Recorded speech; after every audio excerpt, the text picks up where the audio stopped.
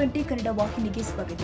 ಕೋಲಾರ ಜಿಲ್ಲೆಯ ಬಂಗಾರಪೇಟೆಯಲ್ಲಿ ತಹಸೀಲ್ದಾರ್ ಹುದ್ದೆಯ ಕುರ್ಚಿ ಕಿತ್ತಾಟ ವಿಚಾರಕ್ಕೆ ಸಂಬಂಧಿಸಿ ಭಾರೀ ಹೈ ಡ್ರಾಮಾ ಜರುಗಿದೆ. ವೆಂಕಟೇಶಪ್ಪ ಹಾಗೂ ಸುಜಾತ ನಡುವೆ ತಹಸೀಲ್ದಾರ್ ಕುರ್ಚಿಗಾಗಿ ಕಿತ್ತಾಟ ನಡೆದಿದೆ. ವೆಂಕಟೇಶಪ್ಪ ಡಿಸೆಂಬರ್ 31ರಂದು ವರ್ಗಾವಣೆಯಾಗಿದ್ರು.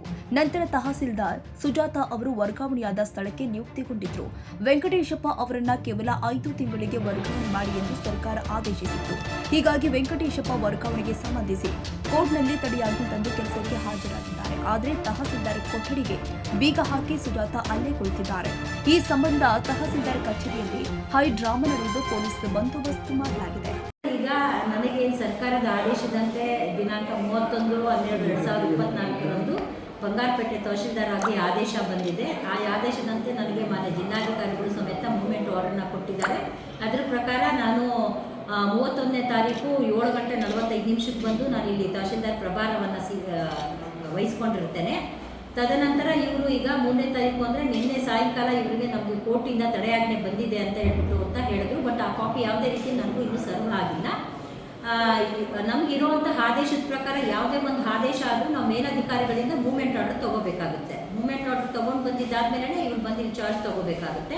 ಅವ್ರಿಗೆ ನಮ್ಮ ಮಾನ್ಯ ಜಿಲ್ಲಾಧಿಕಾರಿಗಳು ಯಾವುದೇ ರೀತಿ ಇನ್ನೂ ಮೂವ್ಮೆಂಟ್ ಆದೇಶ ಕೊಡದೇ ಇರೋದ್ರಿಂದ ನಾನು ಬಂದು ಯಥಾವತ್ತಾಗಿ ನಾನು ಏನು ಮೂವ್ಮೆಂಟ್ ಆರ್ಡರ್ ಕೊಟ್ಟಿದ್ದೆ ಅದ್ರ ಪ್ರಕಾರ ಬಂದು ನಾನು ಕೆಲಸ ನಿರ್ವಹಿಸ್ತಾ ಇದ್ದೀನಿ ಸರ್.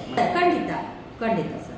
ಆಗಿಲ್ಲ, ನನ್ನ ಪಾಡಿಗೆ ನಾನು ಬಂದು ಕೂತ್ಕೊಂಡು ಕೆಲಸ ಮಾಡ್ತಿದ್ದೀನಿ. ಈಗ ಅವ್ರು ಬಂದಿದ್ರು, ಅವರು ಅಲ್ಲಿ ಕೂತ್ಕೊಂಡಿದ್ರು. ಅವ್ರು ಏನು ಹೇಳ್ತಿದ್ದಾರೆ ಅಂದರೆ ಈ ಥರ ನ್ಯಾಯಾಲಯ ಆದೇಶ ಆಗಿದೆ, ಅದ್ರ ಪ್ರಕಾರ ನಾನು ಬಂದು ಕೆಲಸ ಮಾಡ್ತೀನಿ ಅಂದರು. ಅದಕ್ಕೆ ನಾನು ಹೇಳಿದೆ, ನ್ಯಾಯಾಲಯ ಆದೇಶ ಆಗಿದ್ದರೆ ನಮಗಿಂತ ಒಬ್ಬ ಮೇಲಧಿಕಾರಿಗಳಿದ್ದಾರೆ ಇದೇ ಡಿಪಾರ್ಟ್ಮೆಂಟಿಗೆ ಅಂತ. ಅದಕ್ಕೆ ನಮ್ಮ ಮಾನ್ಯ ಜಿಲ್ಲಾಧಿಕಾರಿಗಳು ಆದೇಶ ಅವ್ರು ಕೊಟ್ಟಿದ ತಕ್ಷಣ ನಾನು ಬೇಕು ಅಂತಂದರೆ ನಾನು ಇಮಿಡಿಯೇಟಾಗಿ ನಾನು ಇದಾಗ್ತೀನಿ ಸರ್. ನ್ಯಾಯಾಲಯ ಆದೇಶ ಆಗಿದೆ ಅಂತಂದ್ರೆ ಅದಕ್ಕೆ ಅಂತ ಒಬ್ಬ ಅಧಿಕಾರಿಗಳಿದ್ದಾರೆ, ಮೇಲಿನ ಅಧಿಕಾರಿಗಳು. ಈಗ ನಾವು ಕೆಲಸ ಮಾಡಬೇಕು ಅಂತಂದರೆ ನಮಗಿಂತ ಒಬ್ಬ ಮೇಲಿನ ಅಧಿಕಾರಿಗಳಿದ್ದಾರೆ. ಅವ್ರ ಗಮನಕ್ಕೆ ಬಂದು ಅವ್ರು ಆಯ್ತಪ್ಪ ನೀನು ಹೋಗಿ ಚಾರ್ಜ್ ತೊಗೊಂಡು ಮಾಡಿ ಅಂತ ಒಂದು ಆದೇಶ ಕೊಡಬೇಕು. ಈಗ ನಾನು ಸರ್ಕಾರ ಅಂತ ಹೇಳಿ ಸರ್ಕಾರ ಆದೇಶ ಆಗಿದ ತಕ್ಷಣ ಬಂದು ಇಲ್ಲಿ ಕೆಲಸ ಮಾಡಲಿಲ್ಲ. ಅದು ನಾನು ಮಾನ್ಯ ಜಿಲ್ಲಾಧಿಕಾರಿಗಳು ಗಮನಕ್ಕೆ ತಂದು ಅವರು ಆಯ್ತಮ್ಮ ನಾನು ಮುಂದೆ ಯಾವುದು ಹುದ್ದೆಯಲ್ಲಿ ಕೆಲಸ ಮಾಡ್ತಿದ್ದೆ ಅಲ್ಲಿಂದ ನನಗೆ ರಿಲೀವ್ ಮಾಡಿ ಇಂಥ ಆದೇಶದಲ್ಲಿ ಹೋಗಿ ನೀವು ಡ್ಯೂಟಿ ರಿಪೋರ್ಟ್ ಮಾಡಿಕೊಡಿ ಅಂತ ಒಂದು ಆದೇಶ ಕೊಟ್ಟಿದ್ದಾರೆ. ಅದರ ಪ್ರಕಾರ ಬಂದು ನಾನು ಇಲ್ಲಿ ಡ್ಯೂಟಿ ರಿಪೋರ್ಟ್ ಮಾಡಿ ಸರ್.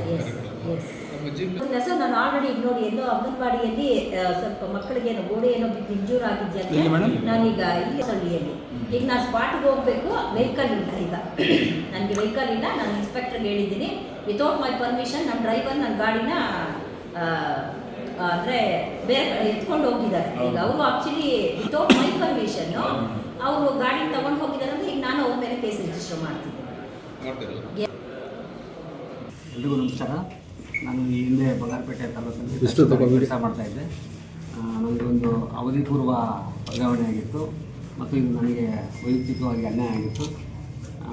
ಆ ದೇಶದ ವಿರುದ್ಧ ನಾನು ಮಾನ್ಯ ಕರ್ನಾಟಕ ಆಡಳಿತ ಮಂಡಳಿಯಲ್ಲಿ ಒಂದು ಅರ್ಜಿಯನ್ನು ಸಲ್ಲಿಸಿ ಅದಕ್ಕೆ ಸರ್ಕಾರದ ಆದೇಶಕ್ಕೆ ತಡೆಯಾಜ್ಞೆ ಬಂದಿರುತ್ತೆ. ಕೋರ್ಟ್ ಆದೇಶದಂತೆ ನಾನು ಇವತ್ತು ಕರ್ತವ್ಯಕ್ಕೆ ಹಾಜರಾಗಿರ್ತೇನೆ.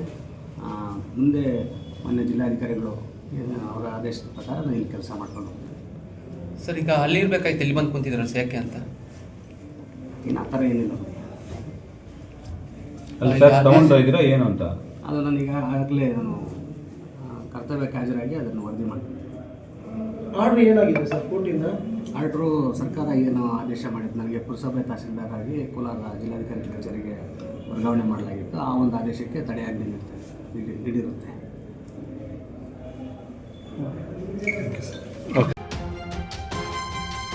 ಕನ್ನಡಿಗರ ಮೆಚ್ಚಿನ ನಿಮ್ಮ TV20 ಕನ್ನಡ ವಾಹಿನಿ ಇದೀಗ ಟಿವಿಯಲ್ಲಿ ಲಭ್ಯ.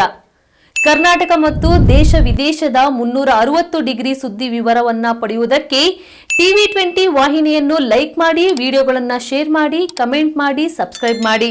HCN ಕೇಬಲ್ 842 ನಂಬರ್ನಲ್ಲಿ ಹುಕ್ಕೇರಿ ತಾಲೂಕು ಹಾಗೂ ಸಂಕೇಶ್ವರದ ಸುತ್ತಮುತ್ತಲಿನ ಹಳ್ಳಿಗಳಲ್ಲಿ ಲಭ್ಯ. PCN ಕೇಬಲ್ 129 ನಂಬರ್ನಲ್ಲಿ ಹಾರುಗೆರೆ ಸುತ್ತಮುತ್ತಲಿನ ಹಳ್ಳಿಗಳಲ್ಲಿ ಲಭ್ಯ. ರಾಯಬಾಗ್ ಡಿಜಿಟಲ್ ಚಾನೆಲ್ ಕೇಬಲ್ 80ನೇ ನಂಬರ್ನಲ್ಲಿ ರಾಯಬಾಗ ತಾಲೂಕಿನ ಸುತ್ತಮುತ್ತಲಿನ ಹಳ್ಳಿಗಳಲ್ಲಿ ಲಭ್ಯ. UDCN ಕೇಬಲ್ ನೆಟ್ವರ್ಕ್ ಉಗಾರ ಸುತ್ತಮುತ್ತಲಿನ ಹಳ್ಳಿಗಳಲ್ಲಿ ನಿಮ್ಮ TV20 ಕನ್ನಡ ವಾಹಿನಿಯೂ ಲಭ್ಯ.